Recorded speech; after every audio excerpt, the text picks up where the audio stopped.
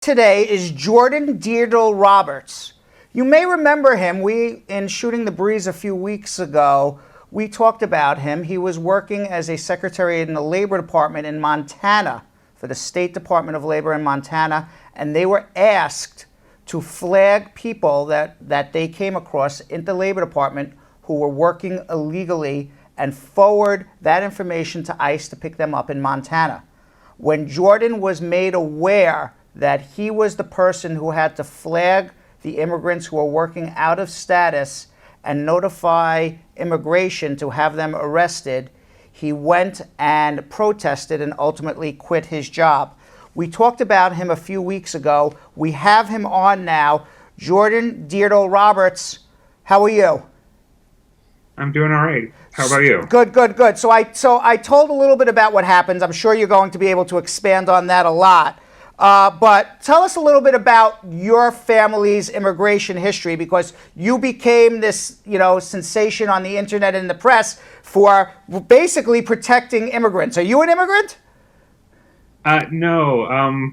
I have relatives who came over on the Mayflower.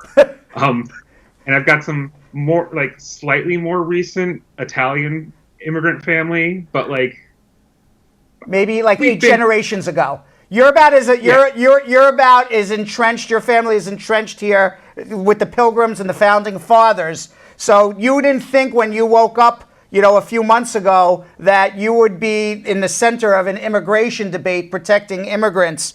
How did that hit you personally?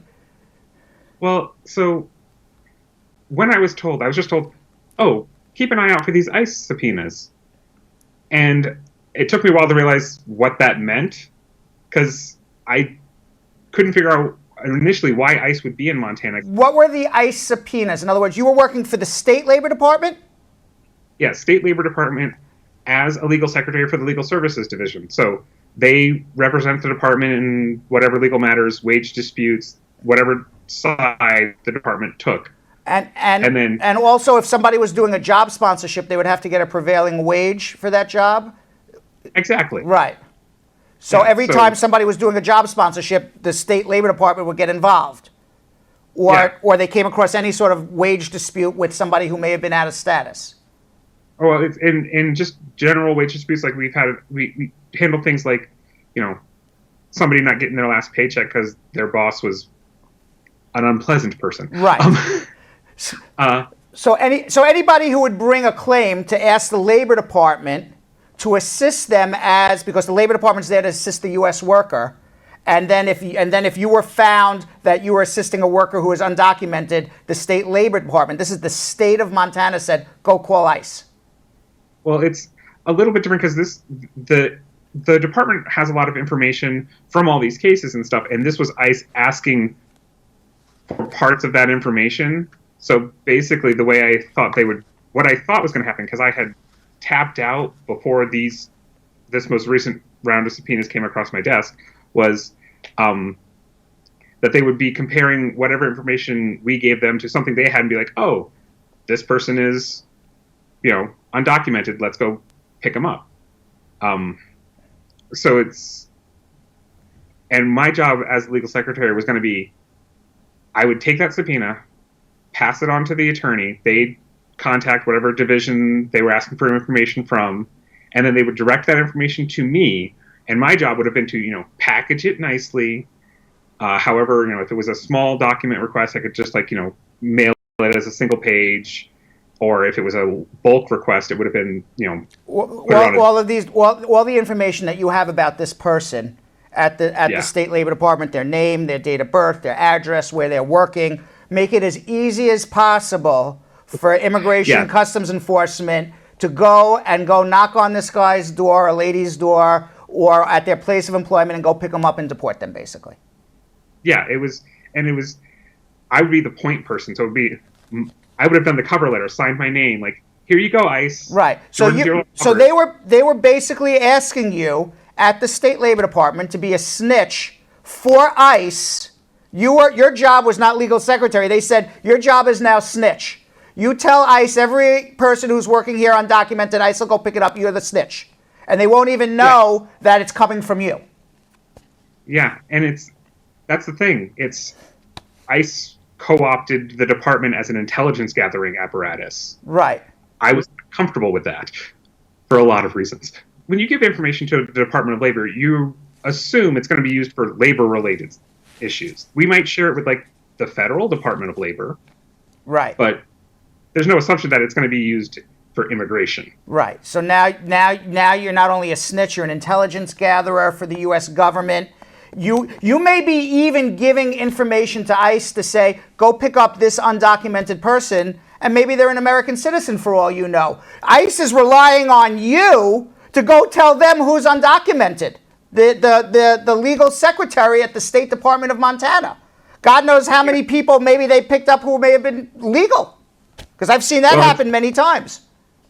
Well, and it's one of the things where even now, like when they're supposedly focusing on undocumented workers, I mean, you can see they're going for naturalized citizens next. So it's like that was part of my objection was like it's not going to stop with It wasn't white middle-aged male Americans like yourself. They were minorities, darker skinned, people with names that may not be Smith or Johnson, right? Yeah. All right. So let me ask you a question. So now they're asking you to do all of this, and you may have even been doing this unwittingly for a while. You may not have been aware. And when you did find out that you were doing all of this, what did you do? Well, so I'll run down real quick. So it was Tuesday afternoon. Attorney stops by my desk. I'm in the middle of something else. Says, keep an eye out for some ICE subpoenas tomorrow.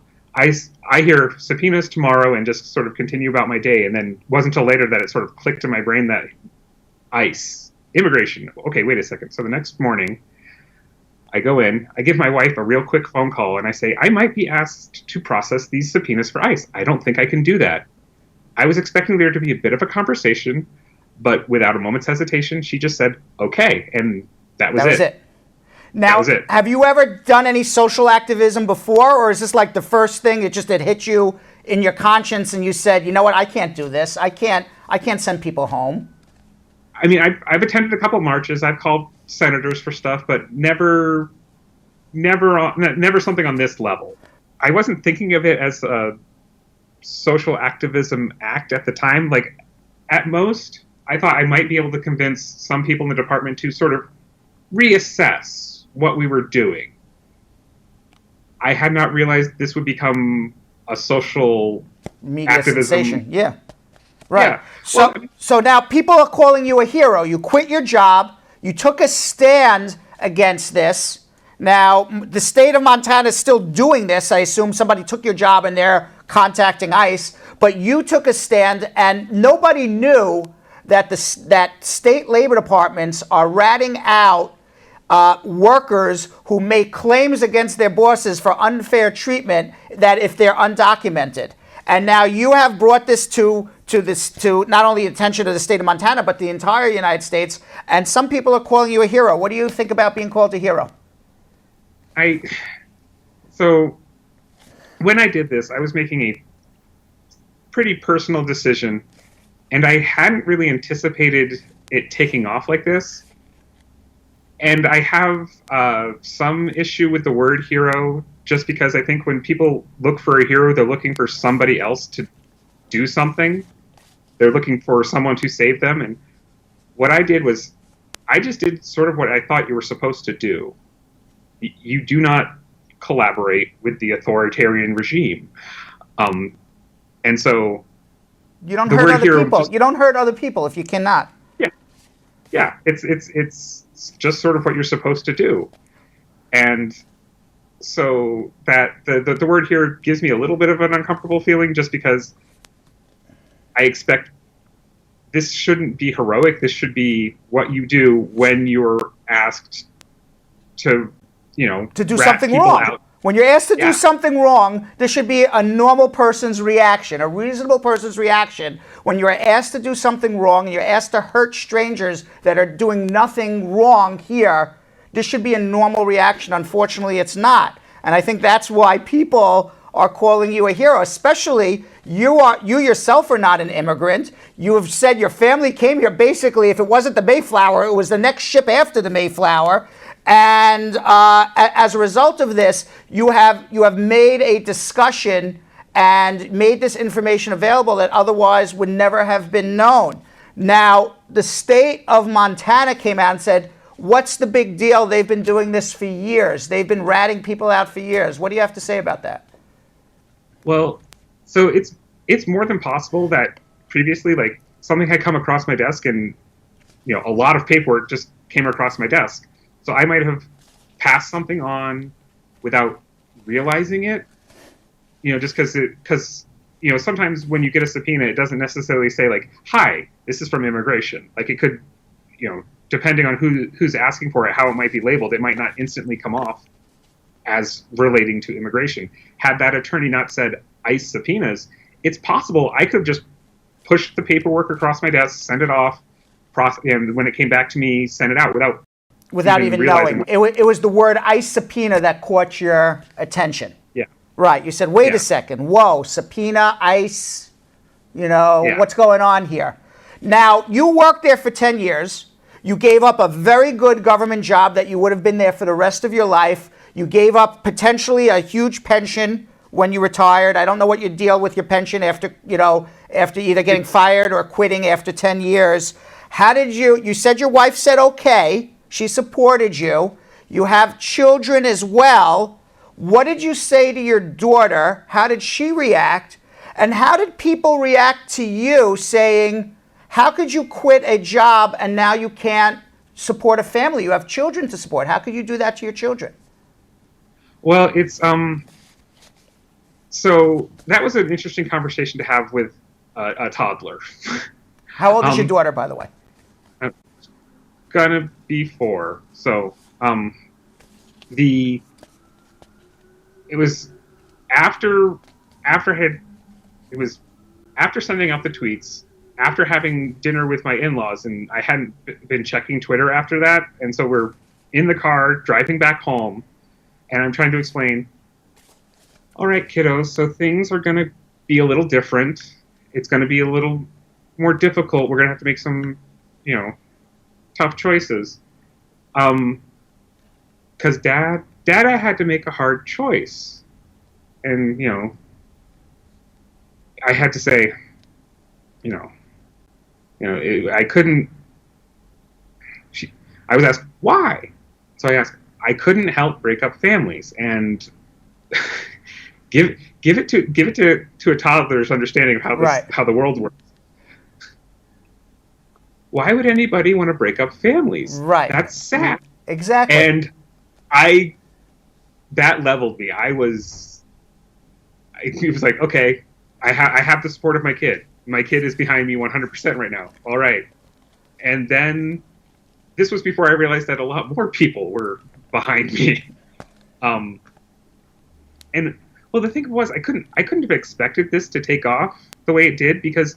Well, after you quit, you put out a tweet, I believe. Is that correct? Yeah. And that's how we originally found out about you, because people were retweeting it, and we talked about you on our show a few weeks ago about it. So, so the reaction on Twitter, I assume, and on social media and strangers has been both positive and negative. How has that reaction been to you? How do you feel people's reaction has been? It's overwhelmingly positive. I mean, I've gotten a few trolls, but like they are fewer in number and far less articulate than the people who've been supporting me and telling me. Yeah, generally how it is. We get a few trolls on the Brad Show too. They're always less articulate than the people we're helping. Yeah, so it's I'm dealing just fine with the negative reaction because there really hasn't been that much. I mean, even in Montana, you have people who will say, well, I don't support your idea, but the fact that you stood by it enough to quit your job, okay. So, I mean, it's... Because you have principle. You took a stand and you have principles, and you said, you know what, we're not going to hurt these people. It's wrong. And people say, and when they see that there's somebody who you have no stake in the game. It's not your family. It's not your relatives. You're not a politician. You're not on television as a pundit. You have no stake in the game. This was just done because as a human being, you said we shouldn't be doing this to another human being. And I think, how could anybody possibly argue against you for that? Now, Look, yeah, go ahead. I was a public servant. I was serving the public. Granted, that time it required me to not do the job I had been given, but I mean, I was serving the public to the best of my ability. It, just didn't quite work out the way I had wanted it to. Now what? Okay, true. Now, what are you doing lately? How are you supporting yourself now? I've received a lot of support. There was a GoFundMe. People donated stuff to PayPal. I've been humbled by the level of support I've gotten. It's given me a chance to, instead of right now scrambling to find the next job that will give me a paycheck, I am now looking for a way that I can do the most good with this opportunity. What you've been given.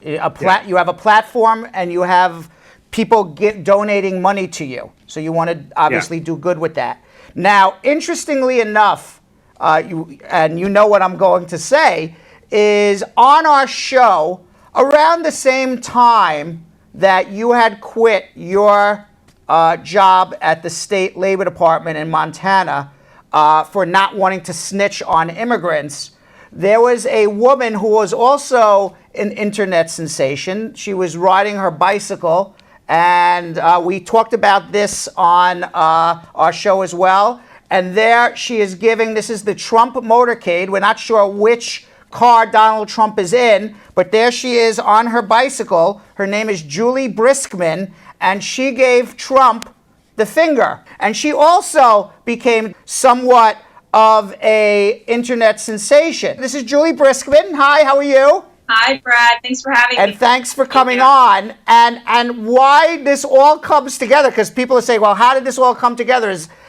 because Juli, when she found out what Jordon did, was, besides being the one who flipped off Trump, she is the one who started the GoFundMe campaign for Jordon.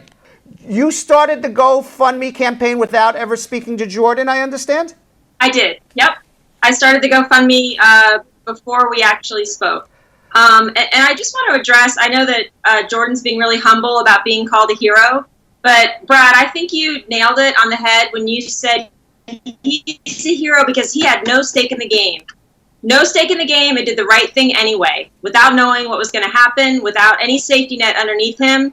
And when I saw that he did that, and saw the tweet that he was quitting his job and F ICE, I thought this guy is a hero and he needs our support. So after you started the GoFundMe campaign, you were able to get it off the ground because you were a bit of an internet sensation too, with the photo with the finger. How much money did you think you were going to raise, and how much money did you raise for Jordon? I wasn't really sure. I mean, I put a goal up there of raising $50,000 for Jordon and his family, and right now we're almost at $40,000. I'm excited to say, so we're just about to our goal. So how did it feel that, let's get to your story for a second, and then we'll get how you met Jordon and everything. How did it feel? I mean, you're a private citizen. You're not also a politician, I believe, or anything. You're a bicyclist. And Donald Trump just happens to be driving by you. I mean, did you know he was going to be driving by you? Did you give any thought to giving him the finger ahead of time? Was this just something that just was spontaneous? And who actually took this photo of you? The photograph was taken by an AFP pool reporter. It was not premeditated. It was just a gut reaction. And I think that's a big difference between Jordon and I, and one of the reasons this resonated with me so much. I mean, I was thrust into this because I gave my opinion, the only way I knew how, to this guy going by in the motorcade. But Jordon, again, he's a hero because he thought about it. Really thought, in my heart, I can't do this anymore, and I know this is going to, affect my ability to pay my mortgage. It's going to affect my ability to save for my kids' college, but I'm going to do the right thing anyway.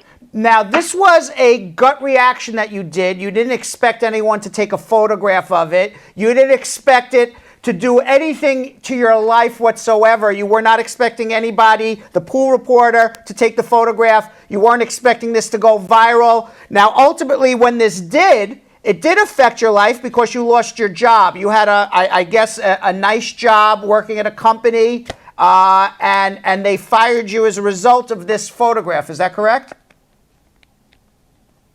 That's correct. My photograph went viral before I really even identified myself. I went to my company and told them that it was me. And they basically said, well, you're allowed to ride your bike. And if media is calling, don't talk to them on company time. And I said, okay, great. I still haven't really decided if I'm going to identify myself. The next day, almost exactly 24 hours later, they fired me. And what was the reason that they said they fired you? They said they fired me because I violated their social media policy. Even though you had nothing to do with it? Yes. It wasn't your tweet. How did you react to that when you got fired? What was I was shocked. You were shocked. Unbelievable to me because I had kind of gone to them for advice. I had put the photograph on couple of my social medias, but I never identified myself as working for that company. And the reaction I got when I initially told them about it was not, oh, go take it off right now. Go get rid of it. It was, oh, well, just don't talk to media on company time. So the next day when I was fired, I was completely shocked. I was floored. I was driving home thinking, how much money do I have in my savings account? How am I going to pay my mortgage? How am I going to, I've got 2 kids myself. And so it was shocking and very upsetting. Now, this just happened recently. So what have you been doing since you've gotten fired? Have you looked for another job? Have you looking to take legal action against your employer? Have you looked to be an activist? I know you started the GoFundMe campaign. Tell us what you're doing right now. Fortunately, also for me, once folks heard that Acoma did not fire another person without seeing social media content, and they did fire me, there was a GoFundMe for me as well. So just like Jordon, I've had some breathing room to figure out what I'm going to do. I picked up some project work. I launched my website. And I'm exploring job opportunities, and I am exploring legal options as well. So for Jordon, this is almost in a way a pay it forward to you, or is it just more of this is a guy who had no stake in the game, just like you kind of in a way. You didn't look to make this public or publicity. It just kind of hit you more than you tried to do it. And you kind of just said this is a guy who deserves some help as well. It was absolutely a pay it forward situation. I have felt so overwhelmed and humbled and grateful for what folks have done for me. And I saw that $5, $10, if you multiply that by thousands of people, you can make a real difference. And I was hoping, crossing my fingers, that this would be something good for Jordon and that I could pay that forward to him. Well, you certainly did, for sure. Now, let me ask you a question. You also have a family. What was you have 2 teenagers? What was their reaction to all of this? And not only you giving the finger to the Trump motorcade, it going viral, and you ultimately losing your job. So most of my family, we are not big Trump fans. So when I actually went past the motorcade later in that day, I tweeted on our family group chat, "I just got to flip off the president, ha ha ha." And that was it. And then later, when it kind of started to go viral, the kids were getting a little bit nervous. But locally, people were supportive about it. And the kids started to hear about it in the school, and so they were fine with it. They were very afraid when I got fired, and I did tell them a couple of days later. I was waiting for after my daughter's birthday. They were very nervous about that. But when I told them about the unequal treatment, they were fired up. Now, let me ask you a question now, because let's bring you back with Jordon there. Okay. How did you guys end up, you started the GoFundMe for Jordon. How did you guys end up talking, and have you ever met? I'll take that, Jordon, if you don't mind. We had never met. I saw him on Twitter. I kind of trolled his Facebook a little bit. I sent him a couple messages and didn't get a response. So I'm a former daily newspaper reporter, so I thought, all right, you know what? I'm going to get a hold of this guy no matter what. So I started doing a little investigating. I was able to find his phone number at work, and they forwarded me to his desk, but it kept getting bounced back. So then I found his mother-in-law. Just doing some research, I connected the last names, and I called up and I'm like, do you by chance know Jordan Dyrdahl-Roberts? And she's like, yes, that's my son-in-law. And we had a lovely conversation, and she told me how supportive they were of him and how much trouble a country can get into if people just follow orders. You can't just follow orders, or we go down this authoritarian, slippery slope, and before you know it, it's Germany in World War II. Yeah. I mean, that was, well, it'll never get there, but but that's what happened with Germany in World War II. So now we have two people who did not look for the limelight and now have become somewhat of a platform for social conscience, for political thought, for, hey, something's wrong here in the United States of America. From two different perspectives, but similar ideas. What do each of you plan on doing, if anything? Do you want to get into politics? Do you want to get into more social activism, or are each of you doing this on a day-by-day basis and see how it goes? I'm talking to people. I've been doing a lot of writing for various places. And I'm hoping that what I can do is, with this attention and this spotlight, be able to sort of shine it back on, there's a problem right now in this country. While the comparison isn't one-to-one comparison, there's several very uncomfortable historical parallels we're facing right now. You have a historically unfairly maligned group. Immigrants. Minorities, yes. Yeah, facing this scapegoating tactic. Correct. Being told, that the problems of America are because of you. Because of you. Right. And we're watching ICE kind of becoming Gestapo 2.0, hunting these people down. And so I'm hoping that while there's a tension here right now, we can sort of say, people have to do something now. Because when this happened, I didn't think it was going to become a thing, because nobody outside of Montana cares about what happens in Montana. Like, occasionally people forget that we're a state and they think we're part of Canada. I hate to say it, but you're the most exciting thing that happened in Montana all year. They don't call it the fly me over state for nothing, right? Or at the flyover state. So, but now that people are paying attention, I'd like to get people to do something. Like, we've had marches, we've had demonstrations, but part of the problem is I don't think the administration or the Republicans in Congress right now, I don't think they're capable of guilt or shame.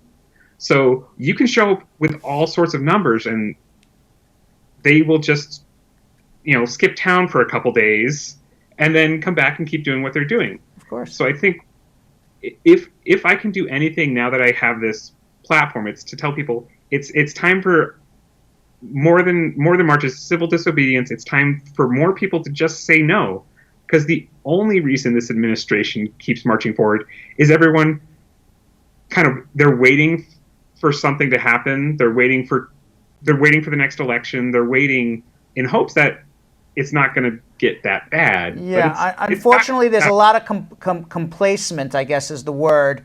And people think, okay, we'll vote them out next time. But meanwhile, a lot of bad things are happening every day. And you are the one who's presented it and shown it. You ended your career as you know it because of this. And that's what makes you a hero. Juli, what are your plans for the future? I am aligning myself with the local Democratic Party for sure. I've been attending a lot of meetings and exploring options around that, either supportive or running for office myself.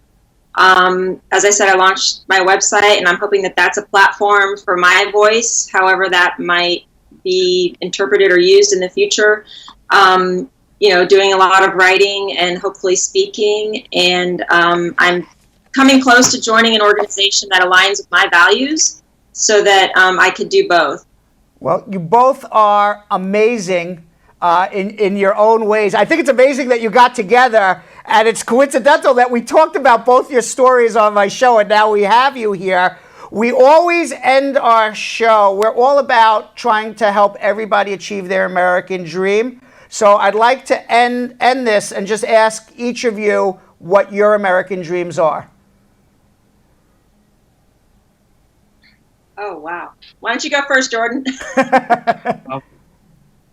Well, before all this, I had a dream. I wanted to write fiction. I wanted to publish a novel. That dream has shifted slightly. Now I'm hoping that I can be an overall force for good in this country. It's wonderful. And you, Julie? I think my dream at this point, especially with what's been happening with the issues down in Parkland, and the more that I think about the youth in our country, I want to leave this as a better place for my kids. In any way that I can do that, I'm energized, and I'm energized by what they're doing. And with a 13 and 15-year-old, I look at them every day and think,